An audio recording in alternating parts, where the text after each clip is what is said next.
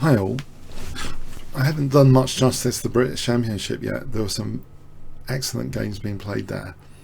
Michael Adams, British Grandmaster Michael Adams, dominated the event. He played superb chess. He went undefeated, in fact.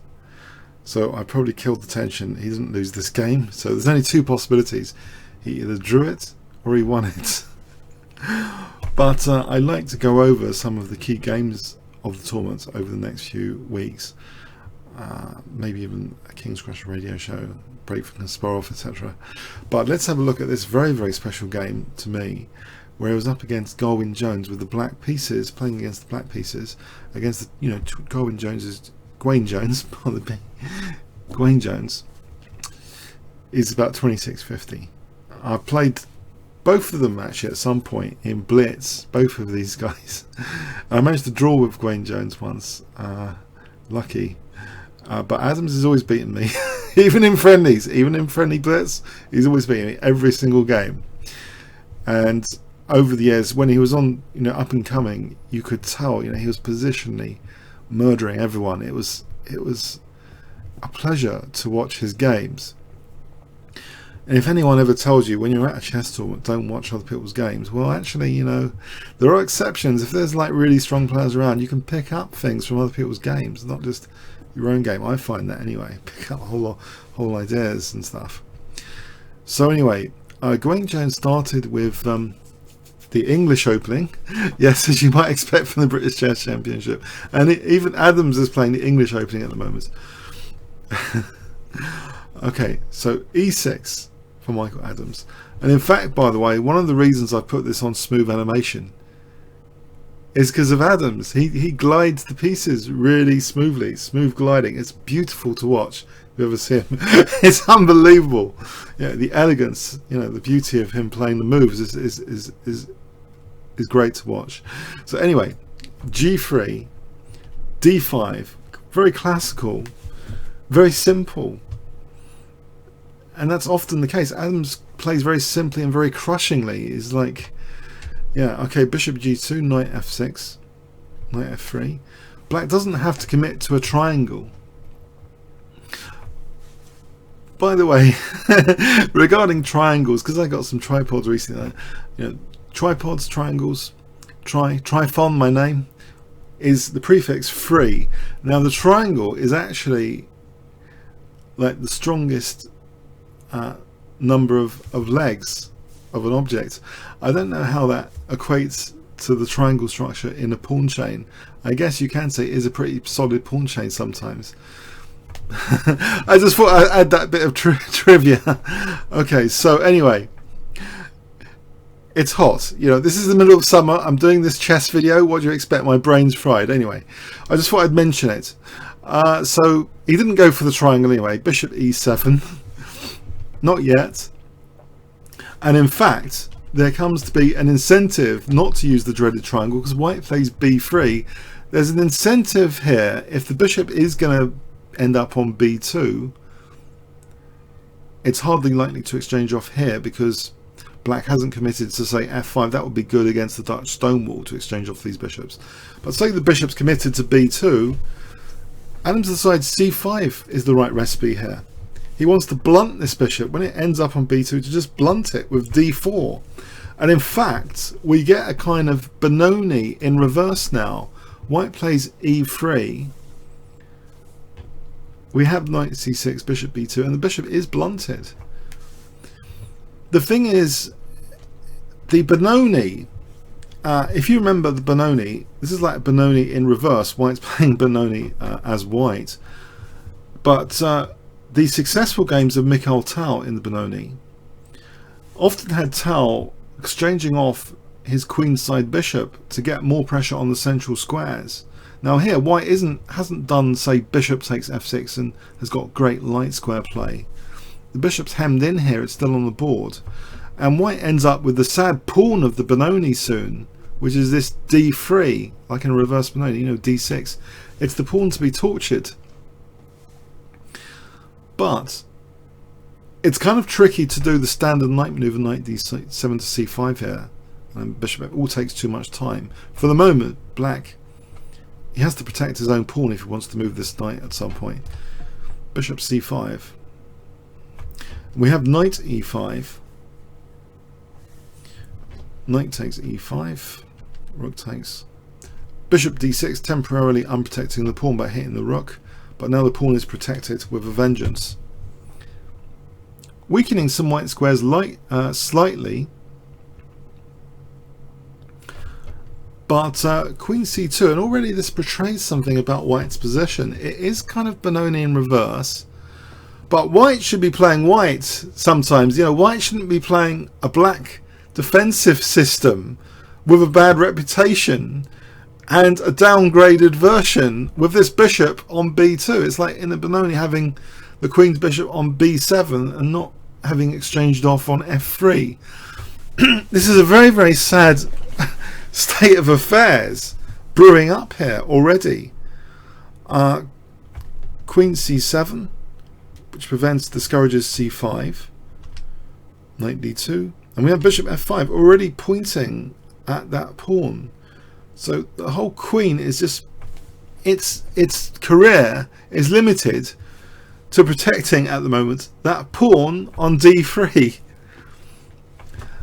So white, of course, does enjoy the Benoni perk of the pressure on this file here, and he logically seems to like double rooks, but black is doubling here as well. So there's going to be no bishop takes d4 for the foreseeable future. This is well protected e7. There's no major tactics. But okay, you might think, well, d3 isn't such an issue here, right? We have a3, a5 to stop white stretching out, because maybe then b4, c5, knight c4. So yeah, there's a bind on white's opportunities. Queen b1. Not very aggressive, sure, but now here, if knight d7, this does seem like a routine idea to play knight d7 to c5, but there's stuff here for white to do. It's not all bad, this position. There is stuff for white to do, so playing it in such a way is a little bit maybe too stereotypical in this particular position. There might be the possibility of knight e4, for example, taking here, and then there might even be bishop d4 later. There might be stuff like that. Instead, we see actually bishop c5, which has some very, very interesting points to it. There's, for example, queen d6 to hit a3 and force a concession there. Remember, the whole queen is devoted to protecting d3 here. If queen d6, if white's ever forced into the horrible move a4, then bishop b4, it's even more pressure on white. We see h3, as though g4 might be a possibility, but h6, just tucking the bishop here, trying to keep the queen occupied, defending d3. Knight f3, bishop drops back. There's no tactics at the moment to try and exploit this pressure white has on the e file. In fact, black, according to engines, tactically the position was so good here that even bishop takes d3 is worth considering like this. Yeah, it's a difficult position. This is apparently technically possible in black's favour, the exchange up there. That shows the strength of the position, but black doesn't have to even play tactically. I played Michael Adams once in Lloyds Bank Masters, yeah, 1-to-1 game when he was on his way up to Super GM, and he said something like, "Oh, there's no need to enter complications." I always remember that phrase. You know, sometimes you just carry on playing positioning, because like when you enter complications, it's like entering a lottery. But if you're in a better position, why would you want to like risk your position in a lottery? Why enter complications if you don't need to? Here, black is just building up and building up. He's got possibilities not just of queen d6, but also this break e4 in this particular position is with extra tempo and venom, because you know the queen's going to be hit. We have actually queen d1, and now queen d6. Yeah, this is nasty. If white ever plays a4, it might as well resign, because bishop b4 hitting the rook, this position is horrible. Black could even play bishop c3, but also it's just horrible, this position. Also knight d7, just to go to c5. This position to torture that pawn. This is not good, because there's bishop takes e1. This is not good. This position is not good. If that goes, black's much better. So anyway, we have in the game, pardon me, we have bishop c1.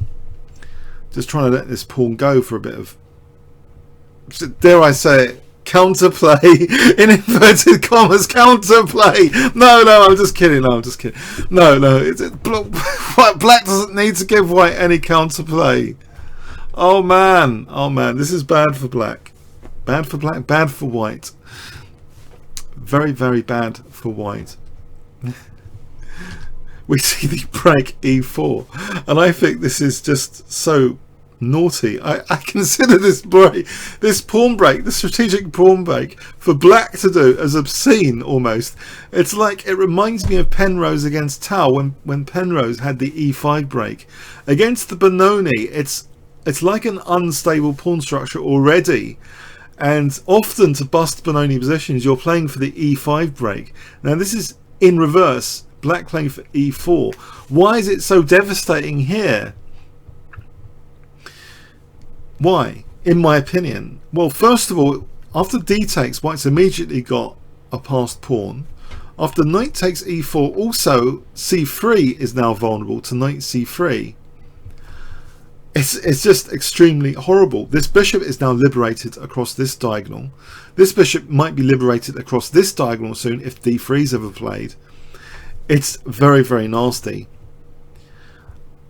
On the upside for white, there is bishop f4 now available, but black just steps back with his queen holding on to d4. So still d3. This is carrying on the nightmare of this pawn, d3.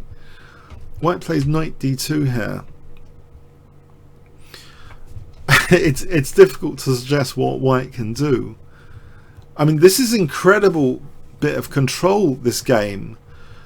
If you can win games without the opponent having much counterplay, then that's like very, very convincing.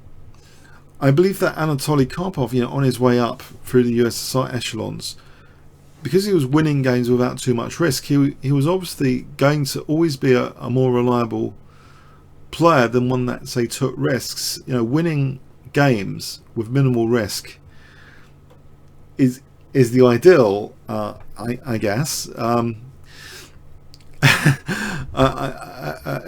Let's not forget though, Tao obviously took risks and was very, very consistent at Olympiads. He hardly lost any games. But that was Tao. But here, okay, it's usually the calmer positional players. I think that's what I'm trying to say, that they don't allow counterplay, they don't take too much risks.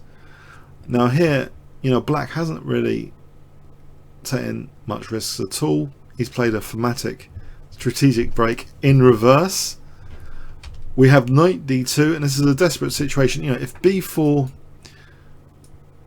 takes, we can just take here, hitting the rook. This is a bit of desperate, exchange sack, which doesn't really do anything, just gives black a winning position in all variations, basically. If here, knight d6, black's just going to be the exchange up here, even protecting b7, and the rooks are not a problem. So examples like that, they don't help white to play b4. We have knight d2, which seems a bit dodgy because of knight c3. But yeah, it looks like a helpless position here because of knight c3 happening anyway, or d3. As soon as something like d3 happens, it's not happy to allow something like d3.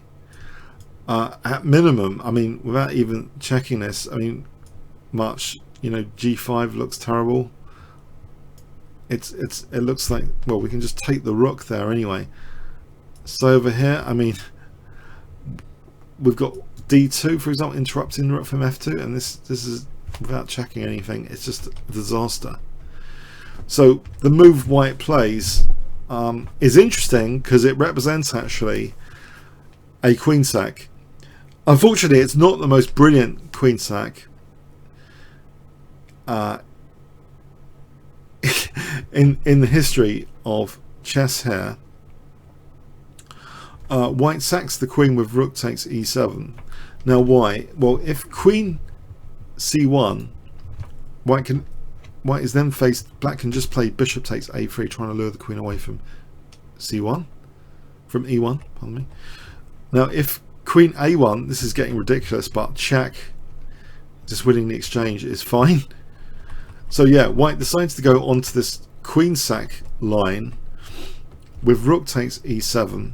Creative, but you know, okay, what is black having to solve here? Well, rook b8 to pin the queen. This is solved though for the moment. Bishop d6. We have takes, and then trying to lure the queen away from b8.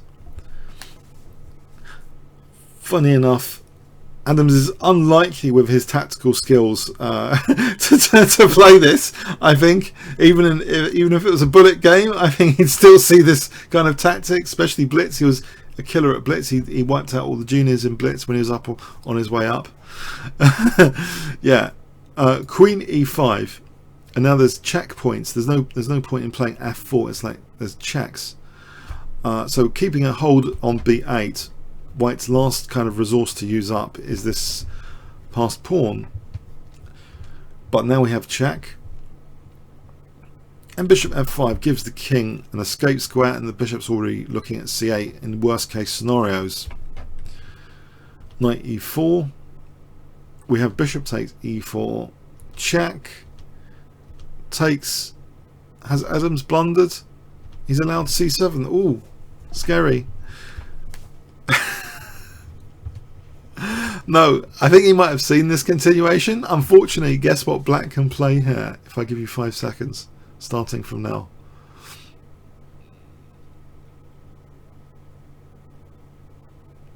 Well, actually, probably lots of things.